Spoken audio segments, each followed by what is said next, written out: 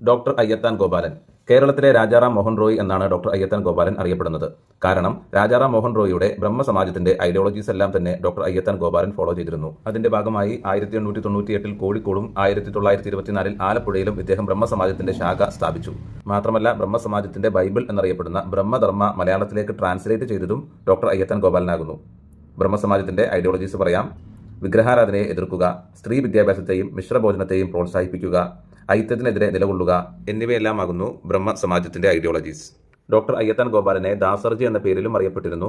മാത്രമല്ല ബ്രിട്ടീഷ് സർക്കാർ റാവു സാഹിബ് എന്നുള്ള ബഹുമതി കൊടുത്തും ഡോക്ടർ അയ്യത്താൻ ഗോപാലനെ ആദരിച്ചിട്ടുണ്ട്.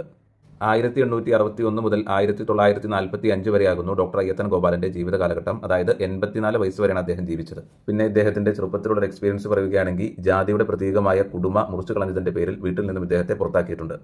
ജാതിയുടെ പ്രതീകമായ കുടുംബ എന്ന് പറയുമ്പോൾ ഈ പിക്ചറിൽ കാണുന്നത് പോലെ തലയുടെ മേഖലയിൽ കാണുന്ന ആ കുടുംബം മുറിച്ചു കളഞ്ഞതിന്റെ പേരിൽ ഇദ്ദേഹത്തെ വീട്ടിൽ നിന്നും പുറത്താക്കിയിട്ടുണ്ട്. ഇദ്ദേഹം ആരംഭിച്ച ഒരു പ്രസ്ഥാനമാകുന്നു സുഗുണവർദ്ധിനി സഭ. സുഗുണവർദ്ധിനി സഭ എന്ന പ്രസ്ഥാനം ഇദ്ദേഹം സ്ഥാപിച്ചിട്ടുണ്ട്. മാത്രമല്ല ഇദ്ദേഹത്തിന്റെ വളരെ പ്രസിദ്ധമായ 2 നാടകങ്ങളുടെ പേരാകുന്നു സാരഞ്ജിനി പരിണയം, സുശീല ദുഃഖം എന്നീ നാടകങ്ങളും ഇദ്ദേഹം രചിച്ചതാകുന്നു.